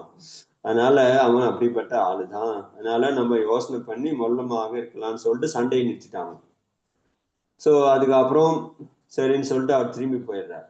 ஸோ திரும்பி போயிட்டு ஒரு செய்தியை எல்லாரிடமும் அனுப்புறாரு, பத்திரம் அனுப்புறாரு. சின்ன சின்ன ராஜாக்கள் தான். அந்த லெட்டர் பிரகலாதனுக்கும் வருது. என்ன சொல்றாரு, யாரு வந்து இந்த ராஜாவினோட பையனோட யுத்தம் செய்து தசானனுடைய அந்த இவனை விடுதலை செஞ்சு இட்டுன்னு வரணும் அப்படின்னு சொல்லிட்டு அப்படி சொல்றாரு. ஏன்னா தானே போய் சண்டை போட்டா இவன் கொண்டுடுவான். அதனால இன்னொருத்தங்களோட செய்தி அனுப்பிச்சு, இது மாதிரி நீங்க யாராவது ஒருத்தவங்க போய் அவன் சண்டை போட்டு என்னுடைய இவனை ரிலீஸ் பண்ணி இட்டுன்னு வாங்க, கரதூஷனை இட்டுன்னு வாங்க அப்படின்னு சொல்றாரு. அப்பொழுது இதை கேட்டு சரி இவரும் பிரகலாதனும் புறப்படுறார். போய் அந்த ராஜாவோட சண்டை போட்டு அவனை கூட்டு அதாவது தன்னுடைய விடுதலை பண்ணிட்டுன்னு வந்துடலாம்னு சொல்லிட்டு போறாரு. அப்பொழுது அவனுடைய தருண் அந்த இவன் பவனஞ்சன் சொல்றாரு, நீங்க நான் இருக்கும்போது நீ எதற்காக போகணும், அதனால நீங்க போகக்கூடாது, நானே போறேன் அப்படின்னு சொல்லி அவரு வற்புறுத்தார். நான் இருக்கும்போது நான் போய் அவனை போய் சண்டை போட்டு அந்த கரதூஷனை ரிலீஸ் பண்ணி கொண்டு வரேன், தசானனுக்கு கொண்டு போய் ரிலீஸ் பண்றேன், எனக்கு ஆணை கொடுங்கன்னு சொல்றாரு. குமாரனுடைய இது வந்து அடிக்கடி கேட்டதுனால ராஜாவும் யுத்தத்துக்கு சம்மதிச்சாரு. சரி நீ போயிட்டு வான்னு சொல்றாரு. படையும் அனுப்புறாரு. பவனஞ்சன் வந்து தன்னுடைய நண்பர்களோட பிரசஸ்த சேனா அதுவும் சேனையோட புறப்படுறதுக்கு தயாராயிட்டாரு. புறப்படுறதுக்கு தயாராகும் போது அவங்களுடைய அப்பா அம்மா கிட்ட போயிட்டு அனுமதி, அந்த மகளுக்கு அரண்மனைக்கு போய் அனுமதி கேட்கிறாரு. இது மாதிரி அம்மா நான் சண்டைக்கு போறேன், அந்த நாட்டு சண்டை ஜெயிச்சுட்டு வரத்துக்கு எனக்கு அனுமதி கொடுங்கன்னு சொல்லிட்டு அம்மா அப்பா கிட்ட ஆசீர்வாதம் வாங்குறாங்க. அம்மா அப்பாவும் ஆசீர்வாதம் செஞ்சு பையனை அனுப்ப வைக்கிறாங்க. அப்ப குமார பவனஞ்ச அங்க இருக்கிறவங்க எல்லாருக்குமே, அவங்க யார் யார் இருக்கிறாங்களோ எல்லாருக்கிட்டையும் சொல்லிட்டு அவங்களுக்கு பிரணாமம் பண்ணிட்டு வணக்கம் பண்ணிட்டு அவன் வெளியில வரும்போது அந்த வாசல் படியில் அஞ்சனா இருக்கிறா, பார்த்துன்னு இருக்கிறா. சோ குமாரிக்கு திஷ்டி. அப்ப வாசப்படியில வெளியில போறதுக்கு போகும்போது அங்க ஓரத்துல நின்னுங்கிறாவ அஞ்சனா. அதை பார்த்த உடனே இவருக்கு ரொம்ப கோபம் வந்தது. என்னத்துக்கு இது அபசகுனம் மாதிரி இங்க வந்து நிக்கிறாவ அப்படின்னு நினைக்கிறான். அது மாதிரி கர்கச வசனம் வேற பேசுறான். எங்க நான் போருக்கு போகும்போது ஏன் எதிர்க்க வந்து நிக்கிற, நீ உனக்கு என்ன ஆச்சு, ஏன் நீ வரக்கூடாது தெரியாது உனக்கு அப்படின்னு சொல்லிட்டு அவளை இன்சல்ட் பண்ற மாதிரி பல வசனங்களை பேசலாம். அந்த சமயத்துல அஞ்சனாவும் அதை அவனுடைய கோபமான வசனங்களை எல்லாம் கேட்டு அமைதியாக இருக்கிறா. அப்ப அவ சொல்றா, ஏ பிராணநாத், பிராணனுக்கு நாத், நீங்க இது வரைக்கும் என்கிட்ட வரலன்னு அப்படின்னா கூட பரவாயில்ல, நானாவது உங்களை தூரத்துல இருந்து உங்களை பார்த்து எனக்கு சந்தோஷம் இருந்தது. ஆனால் நீங்கள் இப்பொழுது யுத்தத்துக்காக போறீங்க, ரொம்ப காலம் வரத்துக்கு ஆகும் நினைக்கிறேன். எனக்கு இவ்வளவு காலம் எனக்கு தைரியம் சொல்றதுக்கு யார் இருக்கிறாங்க, இவ்வளவு நாள் உங்களை பார்த்துனாது என்ன இப்ப பார்க்க முடியாது, நிலைக்காது ஆயிட்டேன்னு அது மாதிரி தன்னை தானே இவன் வந்துக்கிறான். பசு பட்சிகள் கூட பாத்தீங்கன்னா இந்த மாதிரி சொன்னேன், அப்பா வரேன் என்ன வரேன்னு சொல்லிட்டு போவீங்க, அப்பா அம்மா கிட்ட சொல்லிட்டீங்க, ஒரு வார்த்தை கூட இப்ப என்கிட்ட சொல்லாம போறீங்களே அப்படின்ற மாதிரி சொல்ற அவ. நீங்கள் எதுவுமே நீங்கள் உங்கள் மனசுல என்னை தியாகம் செய்து விட்டீர்கள்னு தெரியுது. அதனால எனக்கு இந்த உலகத்துல யார் இருக்கிறாங்க, நீங்க இப்படி விட்டுட்டு போனீங்கன்னா நானும் இனி என்ன வாழ்ந்து என்ன பிரயோஜனம், நானும் இந்த உயிரை விட்டு விட்டு நானும் தியாகம் பண்ணிடுவேன் அப்படின்னு சொல்றாங்க. அதை கேட்டு அவன் அதை பத்தி எல்லாம் கவலைப்படலை. இன்னும் கொஞ்சம் கோபமாய், நல்ல வச்சனுமே பேச மாட்டியா, போ, அப்படிதான், அதாவது மரணம் அடையணும்னா செத்து போனா செத்து போ அப்படின்னு சொல்லிட்டு கோபமாக அங்கிருந்து வெளியில போய் தன்னுடைய யுத்தத்துக்கூட பிராணம் ஆயிடும். அதுக்கப்புறம் சந்தியா காலம் வருகிறது. அதாவது அங்கிருந்து புறப்பட்டு அவங்க போறாங்க. சந்தியா காலம் அங்கிருந்த மானசரோவர்ன்ற ஒரு இடத்துக்கு போய் அங்க போய் தங்குறாங்க. பவனஞ்சன் அந்த கரை ஓரம் அமர்ந்திருக்கிறான். அப்போது அந்த கரையில அழகான அந்த காட்சிகளை பார்த்து கொண்டிருக்கிறான். அந்த சமயத்துல அந்த சரோவர்ல ஒரு சக்வி பக்ஷி, சக்வி பக்ஷின்னு சொல்றாங்க, ஒரு பறவை என்ன பண்ணுது, அந்த வருத்தமாக சத்தம் போட்டு அப்படியே வருத்தமா இருக்கிறது. என்னன்னு கேட்டீங்கன்னா, அதனுடைய ஆண் பறவை எங்கோ போச்சு, இன்னும் வரவே இல்லை, அது சாயந்தரம் ஆயிடுச்சு இன்னும் வரலையே அப்படின்னு சொல்லிட்டு இப்படி அப்படி பாக்குது, அங்க பாக்குது இங்க பாக்குது, கொஞ்சம் பறந்து பாக்குது, அப்புறம் உக்காருது. ஸோ அது வேதனைப்படுறத இவன் பார்க்கறான். என்னாச்சு அந்த பறவைக்குன்னா, அது அதனுடைய ஆண் பறவை எங்கேயும் வரவே இல்லை. ஒரு அரை நேரம் பாத்துங்கிறா, அது ரொம்ப துடிக்குது. ஸோ பாக்குது, போகுது வருது, மேடம் உக்காருது, போகுது வருது, பாக்குது உக்காருது, இங்க அங்க போகுது வருது உக்காருது. இதை பார்த்த உடனே அவனுடைய மனசுல ஒரு கலக்கம் வருது. பாத்தீங்கன்னா இந்த ஒரு பட்சி கூட பாத்தீங்கன்னா தன்னுடைய ஜோடி வரவே இல்லை அப்படின்னு சொல்லிட்டு எப்படி கஷ்டப்படுது. ஸோ அது மாதிரி இந்த குளிர்ச்சியான இந்த இந்த இது கூட அதுக்கு உஷ்ணமாக இருக்கிறது. ஒரு நாள் இன்னும் வரல, ஏதாவது காலையில போச்சு இன்னும் வரலையே, எங்க பிரிஞ்சு போச்சு, என்ன ஆச்சு, இறந்து போச்சோ, அது என்ன ஆச்சுன்னு சொல்லிட்டு தெரியாமல் அது கஷ்டப்படுது. அப்படி இருக்கும்போது இந்த உலகத்துல பெண்கள் தன்னுடைய கணவர்களை வியோகம் பிரியும் போது அதிகமாக துக்கம் அடைவார்கள்னு சொல்லியிருக்கிறாங்க. அது மாதிரி இந்த ஜீவன்களும் துக்கம் அடைகிறது. இந்த பறவைகளுக்கு எப்படின்னா மனிதர்களுக்கு எப்படி இருக்கும் துக்கம், அதுவும் பெண்களுக்கு எப்படி இருக்கும் துக்கம் அப்படின்னு நினைக்கிறான். அப்ப சக்வாக்கி வியோகசே சக்விக்கு அत्यंत व्याकुल होने के दुख राजकुमार भावनंच को दीर्घकालीन वियोग जन्य घोर व्यथा से अत्यधिक शब्द अंजना की स्मरण आ गई. ஸோ அப்ப இந்த பறவையை பார்த்து அது படுற கஷ்டத்தை பார்த்து உடனே பவனஞ்சனுக்கு நீண்ட காலமாக தன்னுடைய மனைவியை தான் பார்க்காம இருக்கிறது, தன்னை பிரிஞ்சு அவ இருக்கிறது, வாழ்ந்து கொண்டு இருக்கிறது ஞாபகத்துக்கு வருது. இசி மானசரோவருக்கு நிகழே. ஏன்னா அந்த மானசரோவரத்துக்கு அருகில தான் அவங்களுடைய திருமணமும் நடந்தது. அதனால அந்த நிகழ்ச்சிகளும் ஒண்ணா அவருடைய கண் முன்னால வருது. அவன் சிந்தனை பண்றான், ஐயோ நான் எவ்வளவு பெரிய கொடூரமான சிந்தனை உள்ள மகாபாபி ஆயிட்டேன், நிர்தோஷமான அஞ்சனாவை தியாகம் செய்து விட்டேன். அப்ப இந்த சக்வி பக்ஷி மாதிரி தான் அவளும் புறப்படும் போது வந்து என்ன, ஐயோ உங்களை விட்டுட்டு எப்படி நான் பிரிஞ்சு இருப்பேன் அப்படின்னு சொன்னது கூட நானும் செத்துப்போ அப்படின்னு சொல்லிட்டு வந்தது அவன் மனசுல வந்து இதுவா இருந்தது. அதனால அந்த அஞ்சனாவை நான் 22 வருஷம் ஆயிடுச்சு திருமணமாய். 22 வருஷமாக நிரந்தரமாக தியாகம் செய்து, அதனால அவங்க வியோகத்துல இருக்கும் போதும் இப்பொழுது விட்டு வந்து விட்டேன். நான் வந்து மூடன், அதாவது நான் செய்த காரியம் நல்லது கிடையாது. நான் வீணாகவே அவளை சந்தேகப்பட்டு அவளை வந்து இப்படி நிரபராதியான அவளை கஷ்டம் கொடுத்தேன், அவளுக்கு தண்டனை கொடுத்தேன். ஆனாலும் அவள் பொறுத்து கொண்டிருந்தாலே தவிர ஒரு வார்த்தை கூட இது வரைக்கும் ஏன் இப்படி பண்றீங்க அப்படின்னு கேட்கவே இல்லையே. நான் என்ன செய்வது?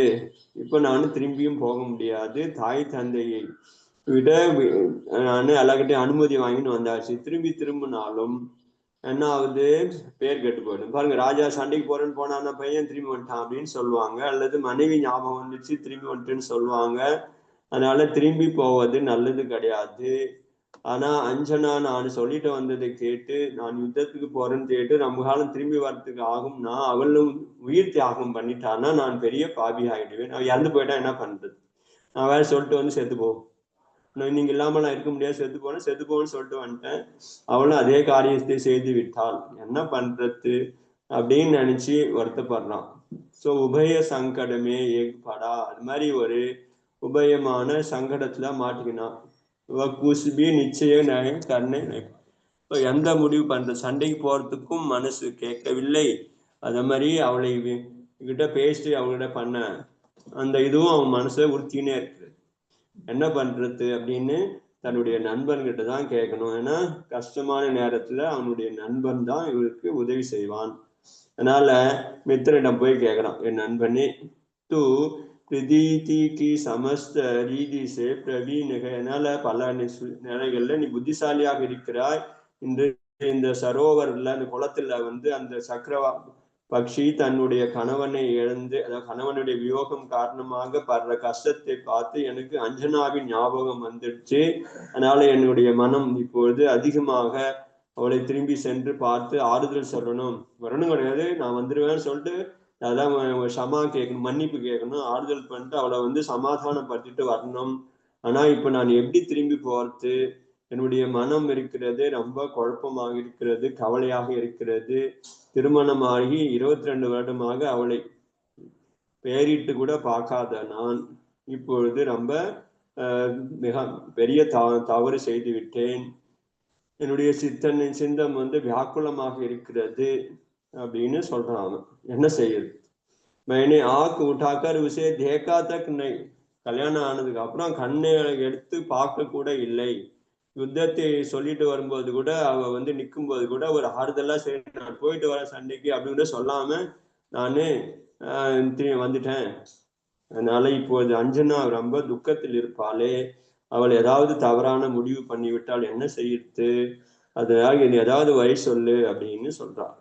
उस समय एक ही घटना पर नेत्रों पे सामने आ रही है. இப்போது ஒவ்வொரு நிகழ்ச்சியாக என் கண் முன்னாடியே வருகிறது. அஞ்சனாவை இங்கொரு அழைச்சு வரலாம் சொன்னாலும் அது வந்து நல்லதா இருக்கிறது, அயோக்கியமா இருக்கிறது, லட்சை.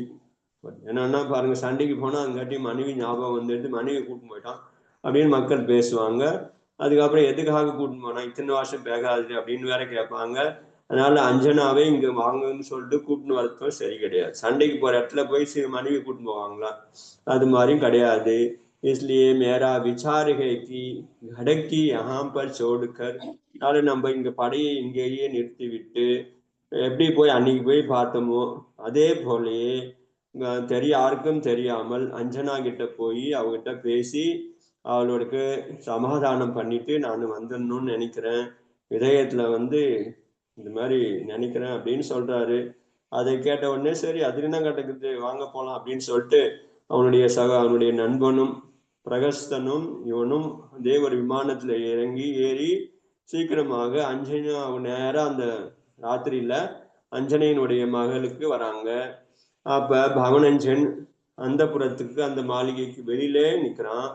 அப்ப அந்த பிரசஸ்தன் நண்பன் வந்து உள்ள போய் அங்க அவருடைய நண்பருக்கு வசந்தமாலா இருக்கிறாங்க மற்றும் அஞ்சனாவை சொல்லி வசந்தமாலாவை கேட்கறான். வசந்தமாலா வராங்க, இந்த பாரு அஞ்சனா உங்க வீட்டுக்கார் வராரு, உங்ககிட்ட பேசணுன்றாரு அப்படின்னு சொல்லிட்டு சொல்றாங்க. 2 பேரும் அஞ்சனாவும் சரி வசந்தமாலாவும் சரி 2 பேரும் இது மாதிரி பவனஞ்சன் பார்க்கறதுக்கு வந்திருக்கிறாங்கன்னு கேட்டு சுப சமாச்சாரத்தை கேட்டு 2 பேருக்குமே சந்தேகம். அதாவது சந்தேகம் வந்து எதுக்காக வரப்போறாரு அவரு, நம்மளுடைய பாக்கியத்துலதான் ஒண்ணுமே கிடையாது இது வரைக்கும். ஆனா நம்பிக்கை வரல அவளுக்கு நம்பிக்கை வரல. அவர் ஏன் வரப்போறாரு, அவர்தான் காலைல சொல்லிட்டு தானே போனார், காலைல போனா அங்கடி மரம் மாறிடுச்சா என்ன, அது எப்படி வரப்போறாரு அவருக்கு அப்படின்னு நினைக்கிற அவளும். ஆனாலும் நண்பன் சொல்றான், உண்மைதான் நான் சொல்றேன், உன்னுடைய புண்ணிய உதயம் வந்திருக்கிறதுன்னு நினைக்கிறேன், உன்னை தேடியே உன்னுடைய கணவன் வந்திருக்கிறாரு, உன்னை பார்க்கணும்னு சொல்றாரு, உங்ககிட்ட பேசணும்னு சொல்றாரு, மன்னிப்பு கேட்கணும்னு சொல்றாரு, அதனால என்ன வர சொல்லலாமா, வெளில தான் நிக்கிறாரு அப்படின்னு சொன்னான். वसंतमालावम प्रशस्त से कहा, हे भद्र मेघ जब बरसी तभी भला है, जब हमारी स्वामिनी प्राणनाथ मखली में स्वयं बता रहे हैं तब इनको महाभाग्य तदा मेरा भी पुण्य वृक्ष फला है. அதனால மேகம் எப்பொழுது மழை பெய்கிறதோ அப்பொழுது தானே நல்லது தானே அது. இப்போ அவனுடைய விருப்பத்துக்கு உன் கணவனே உன்னை தேடி வந்து வெளியில நின்று கொண்டிருக்கிறார், உன்னை பார்க்கறதுக்குன்னு பெரிய பாக்கியம் நினை, புண்ணிய உனக்கு விருத்தியை புண்ணிய உதயம் நினை, அதனால உள்ள கூப்பிடலாம் அப்படின்னு சொல்றான். அதுக்கப்புறம் என்ன நடக்கிறது நாளைக்கு பார்க்கலாம், அடுத்த வாரம் பார்க்கலாம். போதி சமாதி பரிணாம சுத்தி स्वात्मोपलब्धि शिव सौख्य सिद्धि चिंतामणिं चिंतितवस्तुधाने त्वामन्त्यमानस्य ममास्तु देवी त्वा सांगजनवाणी माता की जय.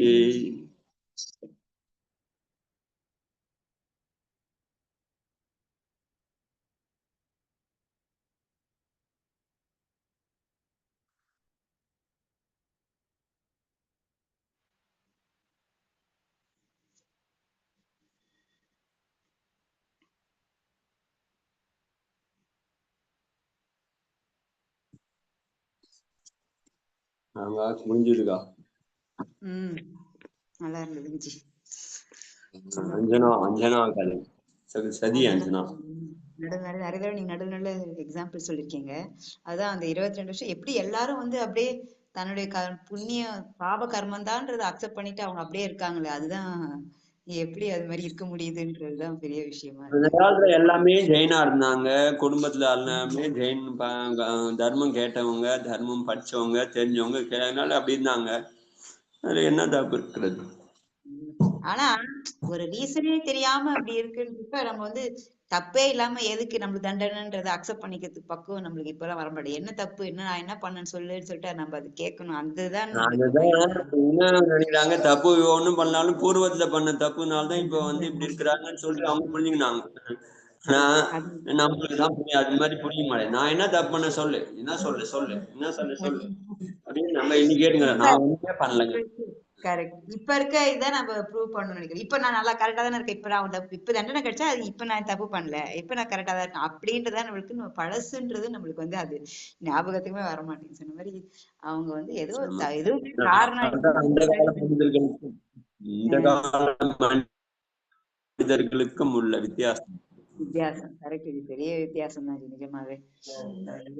இருக்கு, எவ்வளவு பொறுமையா இருந்திருக்காங்க. எல்லாமே வந்து அவங்க தர்மம் தெரிஞ்சுட்டு நல்லா இது பண்ணிட்டு இருக்காங்க. எல்லாரும், அவங்க மட்டும் இல்ல, எல்லாருமே அப்படிதான் இருக்காங்க. அவங்க அப்பா அம்மா எல்லாரும் அதை இப்ப இதே இந்த காலத்துல இருந்துன்னா இந்நேரம்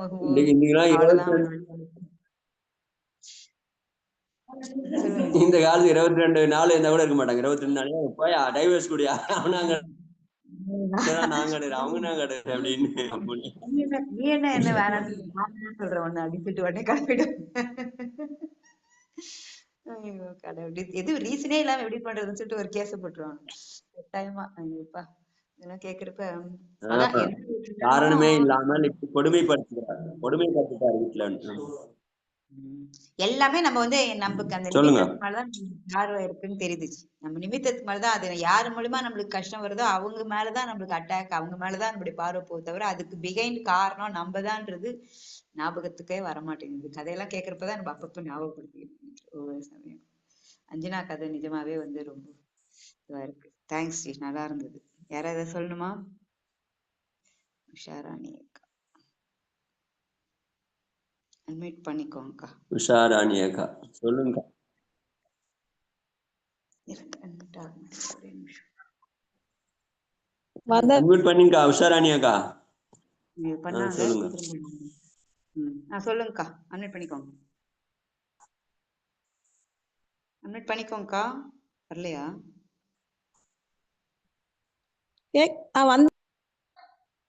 அட என்ன வந்தனங்க ஜி.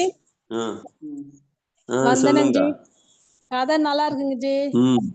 அதான் முன்வினை வந்து எப்போ வந்து வேலை செய்துட்டு தான் இப்பதாங்க ஜி புரியுது எல்லாமே.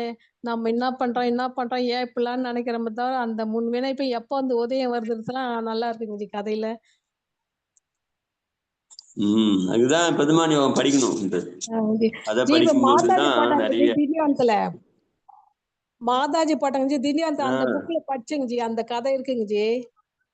அத பச்சைப்பதான் இப்ப நான் நல்லாவே புரியுது. ஆமாங்க ஜி. அதுல எல்லா கதையுமே ரொம்ப கஷ்டமா இருக்கு ஜி.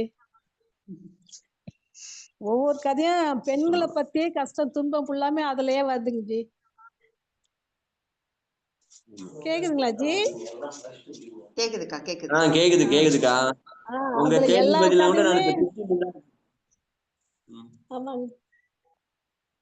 பெண்கள் துன்பமே இருக்குங்க ஜி அந்த கதையில எல்லாமே. முன் வினைப்பை எப்போ வந்து வேலை செய்துட்டு அது எல்லாமே நல்லா தெளிவா இருக்குங்க ஜி அந்த கதையில எல்லாம். சரிங்கக்கா. ஓகேக்கா. நல்லா இருக்குங்க ஜி. நல்லா புரியுது. மலர் வீடியோக்கா சொல்லுங்க. நன்றிங்க ஜி. கமெண்ட் பண்ணிக்கோ. மலர் வீடியோக்கா. சம்யக் தர்ஷன் ஜி, இன்னைக்கு வந்து ஸ்டோரி வந்து ரொம்ப ரொம்ப நல்லா இருந்தது. பட் அதான் நீங்க சொல்ற மாதிரி அப்ப எல்லாருமே ஜெயினரா இருந்ததால அந்த வந்து முன்வினை பையனை வந்து தெரிஞ்சுட்டு அவங்க பொறுமையா இருந்திருக்காங்க இல்லைங்களா ஜி? அப்படிதான் நம்ம எடுத்துக்கணும். அவ வந்து பாவம் எதுவுமே இல்லாம அவ்வளோ ஒரு இதுவா இருக்கிறது ரொம்ப அதிசயமா இருக்குது, ஆச்சரியமாவும் இருக்குது. அவ்வளவு தூரம் அவ கஷ்டப்பட்டிருக்கா இல்லையா? இப்ப நாளைக்கு அவளுடைய அது மண்டே தான் நீங்க வருவீங்கல்ல மறுபடியும். மண்டே அது வரைக்கும் அவ என்ன அவன் சொல்லிட்டு போயிட்டே இருக்கு மைண்ட்ல. இவன் பாவக்கா வருவாளா வரமாட்டாளா, இல்ல பூர்வ ஜென்மத்து ஏதாவது பகை வந்து அவளுக்கு முன்னாடி வந்து தேவையில்லாம மறைச்சிருமா என்ன அப்படின்ற மாதிரி இருக்குங்க. ஆனா really it is very good. நல்ல இவ்வளவு பொறுமையாலாம் யாருமே இருக்க மாட்டாங்க. அதுதான் அங்க ரியாலிட்டி என்னவோ அது கரெக்டா இருக்கு. ஆனா அவங்க வந்து அப்பெல்லாம் அப்படி இருந்துட்டு நீங்க சொல்றீங்கல்ல எல்லோரும் ஜெயினா இருந்ததால தான் அந்த மாதிரிலாம் அவங்களால பிராக்டிஸ் பண்ண முடியுதுன்னு சொல்லியிருக்கீங்கள. அதுதான் உண்மை. அது நாங்க எல்லாமே உணர்ந்துட்டோம் ரொம்ப நாளைக்கு முன்னாடியே. இப்போ நீங்க சொன்னதுக்கு அப்புறம் இன்னும் நல்ல ஒரு தெளிவாயிடுச்சு எல்லாமே. எல்லாம் நம்ம வந்து கஷ்டம் வருது அது வருது இது வருது நம்மளை போட்டு நம்மளையே ஒரு மாதிரி இது பண்ணிக்கிறோம். பட் இது எல்லாமே பாஸ்ட் கர்மாவுடைய வினைதான் அப்படின்றது அதோட வேலைதான் இதெல்லாம்ன்றது நம்மளால ஏத்துக்க முடியாத ஒரு இதுவா இருக்கு. நம்ம எந்த தப்பும் செய்யலையே நமக்கே இப்படி எல்லாம் வருது அப்படின்னு தான் நம்ம யோசிக்கிறோம் நிறைய விஷயத்த. அது அது மாதிரி நம்ம அத அப்ப வந்து நம்முடைய மனசு வந்து இன்னும் பண்படலைன்னு அர்த்தம் இல்லைங்க ஜி? அப்படிதானே? அதுக்கு நிறைய பிராக்டிஸ் பண்ணணும்.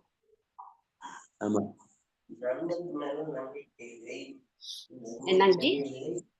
இல்ல அதுதாங்க நீங்க சொல்றதுதான் கரெக்ட். கொஞ்சம் கொஞ்சம் நம்ம அபியாசம் பண்ண பண்ண சரியாக முடியும். அதான் கரெக்ட். வெரி குட் கிளாஸ் ஜி. ரொம்ப நல்லா இருக்கு.